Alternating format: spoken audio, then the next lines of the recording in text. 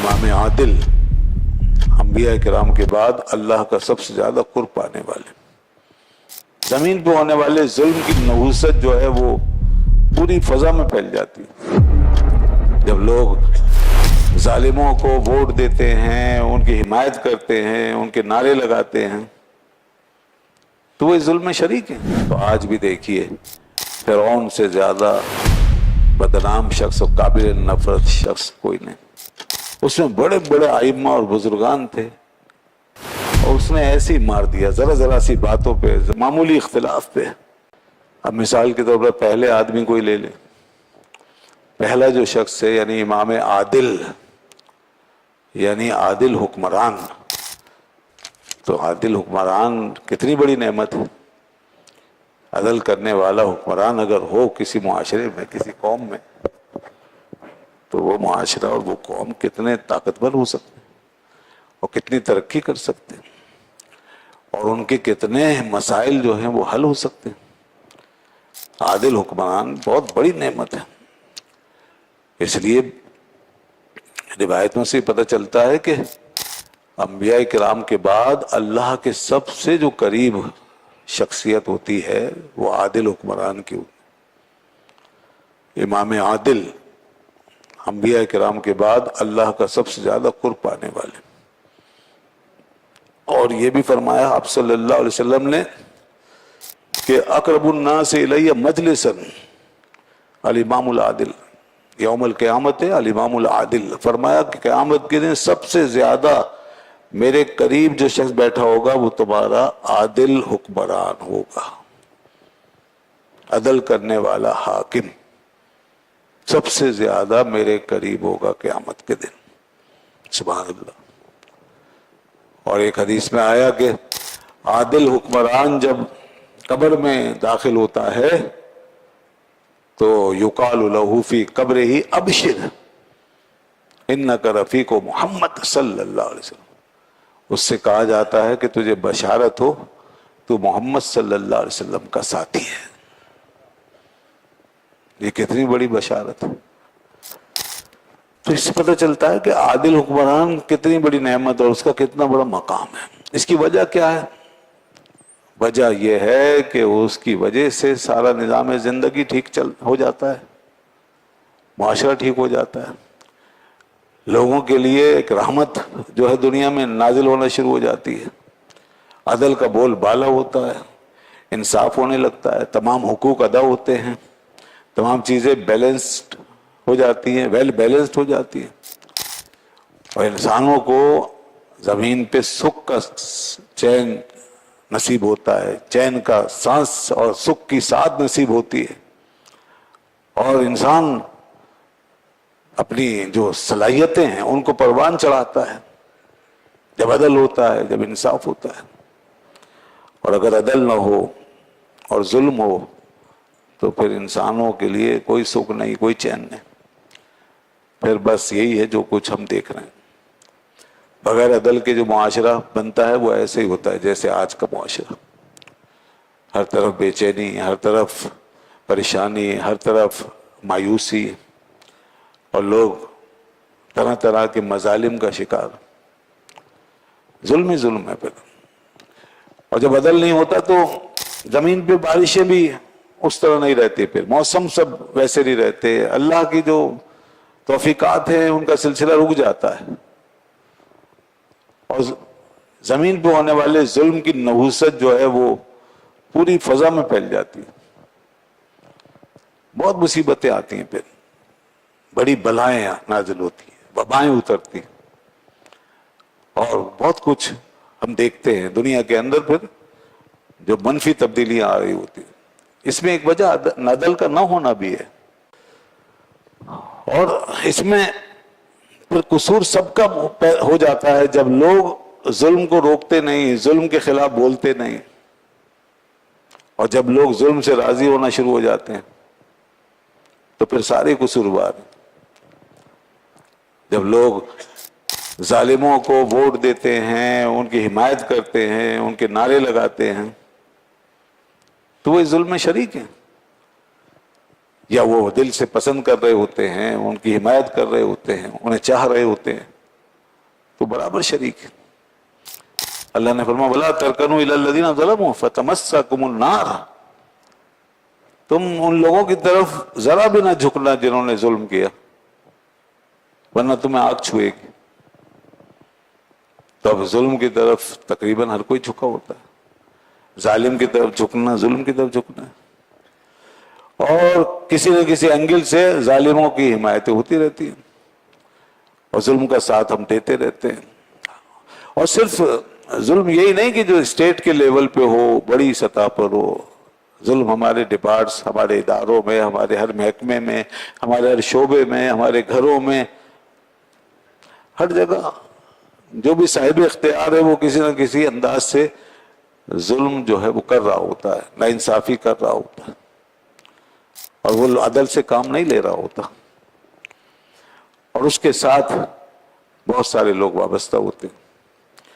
اس کے مال دولت کی وجہ سے، اس کی پاور کی وجہ سے، اس کی شخصیت کی وجہ سے بہت سے لوگ اس کے ماتحت آ جاتے ہیں اور اس کا ساتھ دے رہے ہوتے ہیں، اس کی حمایت کر رہے ہوتے ہیں. اب وہاں ظلم کو ظلم نہیں کہا جاتا، مظلوم کی داد رسی نہیں کی جاتی.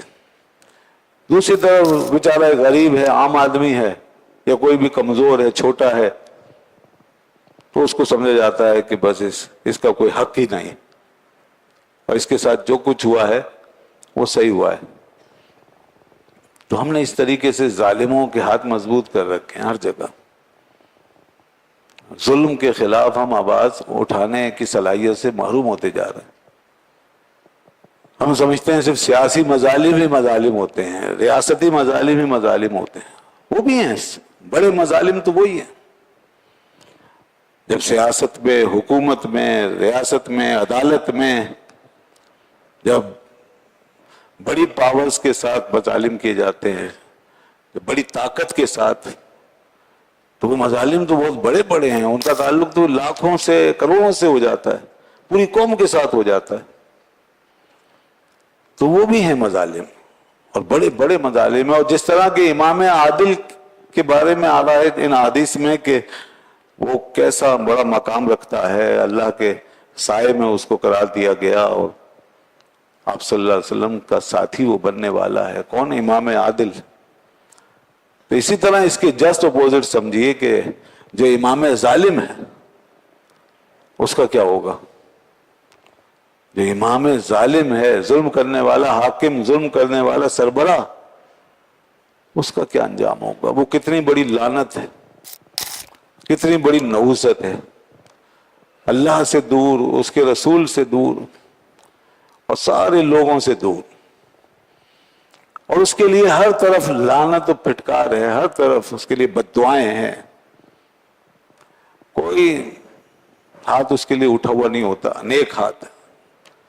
وہ ہاتھ جو اللہ کے یہاں قبول ہوتے ہیں وہ ہاتھ اس کے لیے نہیں اٹھتے. وہ دعائیں جو اللہ کے یہاں قبول ہوتی ہیں وہ اس کے حق میں نہیں ہوتی کبھی.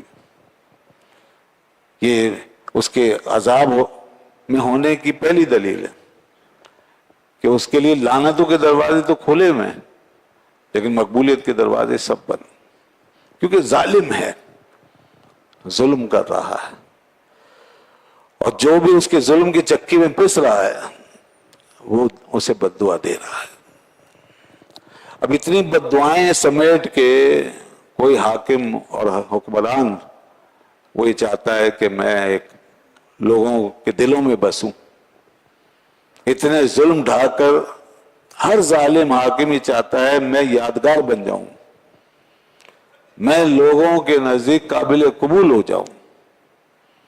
پہلے بھی بڑے بڑے بادشاہوں نے ایسی کوششیں کی، مگر ہوا کیا؟ ظالموں کا ہمیشہ انجام وہی ہوا جو اللہ نے مقدر کر دیا ہے. ہمیشہ کے لیے نیست و نابود کر دیے گئے، وہ حرف غلط کی طرح مٹا دیے گئے، اور ان کا کوئی نام اور اثر دنیا میں نہیں رکھ چھوڑا گیا.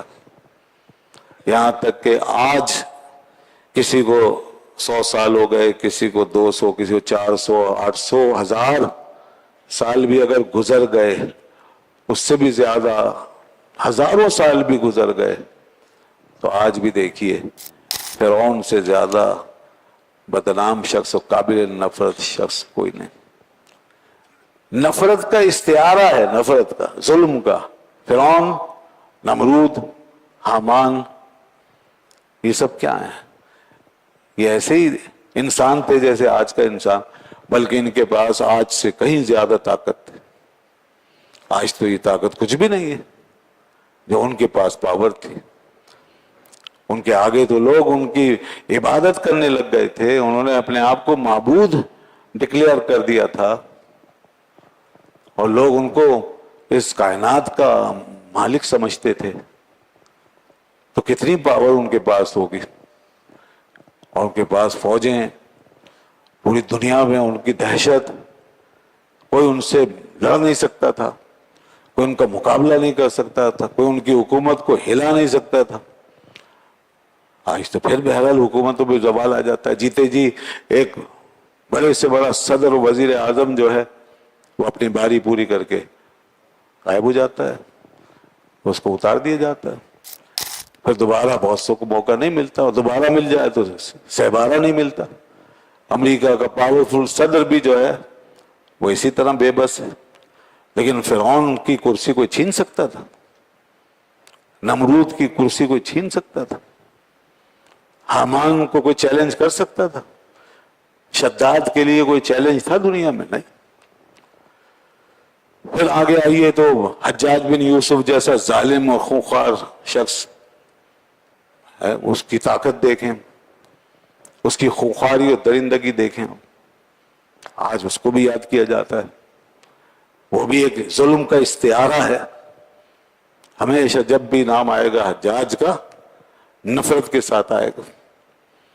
एक जालिम का किरदार ज़हन में आएगा, जालिम सफ़ाक, जिसने लाखों लोगों को तय कर दिया, हजारों लाखों लोगों को, ऐसे ऐसे नेक और सालेह लोगों को उसने मार दिया कि कोई पूछने वाला नहीं कि भाई क्यों मारा है, किस जुर्म में मारा है। उसमें बड़े बड़े आइम्मा और बुजुर्गान थे, और उसने ऐसे ही मार दिया जरा जरा सी बातों पे, मामूली इख्तिलाफ पे। ये जालिम हुक्मरान हज्जाज बिन यूसुफ। और फिर देखिए यजीद, आज बच्चा बच्चा यजीद के नाम से वाकिफ, जालिमों में एक जालिम, और ऐसा जालिम और सफाक के जिसने दुनिया की मुकद्दस तरीन हस्तियों को भी नहीं छोड़ा। आज मुझे बताइए कोई कौन है जो यजीद जैसे सफाक आदमी से मोहब्बत करे? अगर यजीद जैसे सफाक आदमी से मोहब्बत की जा सकती है तो फिर हज्जाज बिन यूसुफ का क्या कसूर है? फिर इतने जो उम्मत में और बड़े बड़े जालिम हुए, आज हो रहे हैं या कल हुए, उनका क्या कसूर है? वो यजीद जैसा काम तो नहीं कर रहे। अहले बैत अतहार में ऐसी ऐसी हस्तियां, अल्लाह के नबी के नवासे हजरत सैयदा के लखते जिगर, हजरत अली के नूर नज़र सैयदना इमाम हुसैन रज़ी अल्लाह अन्हु, उनके भाई, उनके बेटे, उनके आइज़ा, अकारिब, कज़िन वगैरह, उनके मुतक़िदीन, मुहिब्बीन, चाहने वाले, सभी को तो उसने तय कर दिया, करवा दिया। और फिर बाद में जो सफाकियत की है, मदीना मुनव्वरा पे हमला करके और वहां पे जिस तरीके से खून खराबा किया, वाक़या हर्रा में जैसे लोगों को मारा है, और काबतुल्लाह को भी नहीं छोड़ा जिस शख्स ने। तो अब कौन बदबख्त है जो उसको माने और उसका कलमा पढ़े और उसके कसीदे पढ़े? कौन? अल्लाह ने पहले ही बता दिया, देखो जालिमों की तरफ मत झुकना, वरना तुम आग से करीब हो जाओगे, आग छुएगी तुम्हें। फतमस्सकुमुन नार। तो जुल्म जब भी हुआ उसके बाद क्या नतीजा निकला है? जालिम अपने जुल्म के साथ हमेशा के लिए गर्क हो गया, और अल्लाह ने उसे सिर्फ नफरत के लिए यहां छोड़ा बस, कि अब उसके लिए नफरत ही बाकी है। उसका जिक्र भी इसलिए है कि नफरत की जाए, उसकी बातें इसलिए हैं कि उससे नफरत की जाए।